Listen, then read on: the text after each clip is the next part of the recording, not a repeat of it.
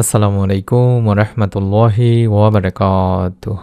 1 minute মাদ্রাসা YouTube চ্যানেলে সম্মানিত দিনী ভাই বোনেরা, আমি আশা করি আল্লাহ তাআলার অশেষ রহমতে আপনারা ভালো আছেন, সুস্থ আছেন। আলহামদুলিল্লাহ।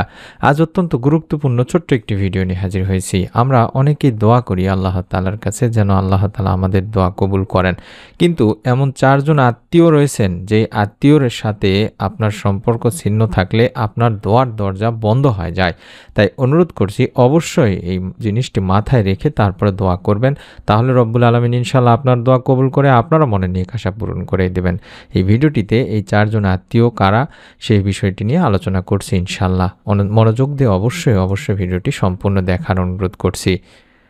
দিনী ভাই বোনেরা, আপনি কি জানেন শুধু এই 4 জন আত্মীয়র সাথে সম্পর্ক ছিন্ন করলেই রব্বুল আলামিন আপনার দোয়া আর আসমানে উঠাবেন না বা ওঠে না, আর আপনার দোয়ার দরজাই বন্ধ হয়ে যায়।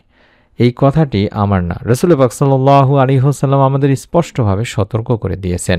তবে হ্যাঁ, আপনাদেরকে মনে রাখতে হবে যে আপনি প্রথমেই যাদের নাম রাখবেন তারা হলো মা বাবা যারা আছেন তারা, অর্থাৎ প্রথমেই বাবা মার কথা মনে রাখবেন। যদি আপনি বাবা মাকে ভুলেও কষ্ট দিয়ে থাকেন, তাদের উপর রাগ করেন কিংবা মনোযোগহীন হয়ে পড়েন কিংবা আপনি দূরে সরে যান, তাহলে রব্বুল আলামিন আপনার দোয়া কবুল করবেন না। আপনার দোয়া কখনোই আল্লাহ তাআলার কাছে পৌঁছাবে না। কারণ বাবা মায়ের দোয়া রিজিকে বরকত আনে বা রিজিক খোলে, আর বাবা মার মন ভঙ্গ বা মনে কষ্ট দিলে আপনার জন্য আল্লাহ তাআলা আপনার দোয়া কবুলের দরজা বন্ধ করে দেন। তাই অবশ্যই সর্বপ্রথম বাবা মার সঙ্গে অবশ্যই ভালো ব্যবহার করার চেষ্টা করবেন।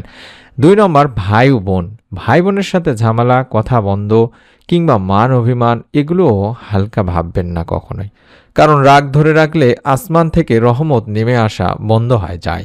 এবং 3 নম্বর, স্বামী বা স্ত্রী দাম্পত্য সম্পর্ক নষ্ট হলে বাড়ির থেকে আল্লাহ রাব্বুল আলামিন বরকত উঠিয়ে নেন বা উঠে যায়। তাই স্বামী স্ত্রীর মাঝে ঝগড়া, কথা না বলা কিংবা দূরত্বের সৃষ্টি, এসব অবস্থায় দোয়া আসমানে ওঠে না বা আপনার দোয়া কবুলও হয় না। এবং 4 নম্বর, চাচা খালা কিংবা মামা ফুপু বা তাদের সন্তান যারা আছেন, অর্থাৎ নিকট রক্তের আত্মীয় যারা আছে তাদের সাথে সম্পর্ক ভালো রাখতে হবে। কারণ ইসলাম তাদেরকে যার সাথে সম্পর্ক রাখতেই হবে এই লেভেলেই রেখেছেন। তাই এই কথাটি মনে রাখতে হবে তিনি ভাই বোনেরা। এদের সাথে রাগ করে সম্পর্ক ছিন্ন করা একটা বড় গুনাহ। এমনকি তাদের সাথে অন্যায় হলেও আপনি সম্পর্ক বজায় রাখলে আল্লাহ রাব্বুল আলামিন আপনার উপর এক বিশেষ রহমত পাঠান ইনশাআল্লাহ।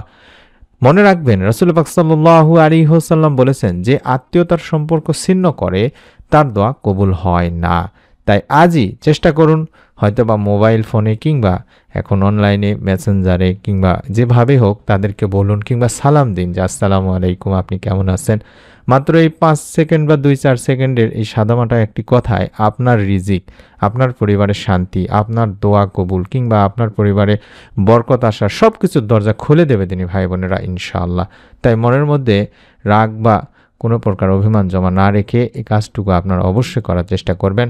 আল্লাহ তাআলার কাছে বেশি বেশি করে দোয়া করবেন। আমাদের চ্যানেলে যে মনের নেক আশা পূরণের পরীক্ষিত দোয়াগুলো আছে সেগুলো অবশ্যই এই 4টি আত্মীয়র সাথে সম্পর্ক ঠিক করার পরে যদি আপনারা দোয়া করেন, রব্বুল আলামিন চাহে তো ইনশাআল্লাহ আপনার দোয়াও কবুল হয়ে যাবে, আপনিও মনের নেক আশা পূরণের সুসংবাদ পাবেন। অসংখ্য মা ও বোনেরা দোয়া করেন, ভাইয়েরা দোয়া করেন, তাদের দোয়া আল্লাহ তাআলা কবুল করেন না কিংবা ফল পান না। তার অন্যতম কারণ এটিও হতে পারে। এবং অবশ্যই হালাল রিজিক নিয়মিত ইবাদত করতে হবে আল্লাহ তাআলার কাছে। সব সময় বিপদে আপদে আল্লাহ তাআলার শুকরিয়া জ্ঞাপন করতে হবে। আমরা মন থেকে দোয়া করি, আপনারাও প্রত্যেকের জন্য অবশ্যই দোয়া করবেন এবং এই বিষয়টি মাথায় রেখে দোয়া করার চেষ্টা করবেন।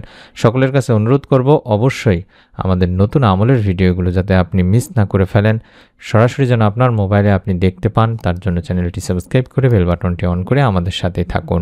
সকলে ভালো থাকুন, সুস্থ থাকুন। মহান রব আল্লাহ তাআলা আমাদের উত্তম জ্ঞান দান করুন। আমিন। আসসালামু আলাইকুম ওয়া রাহমাতুল্লাহি ওয়া বারাকাতুহু।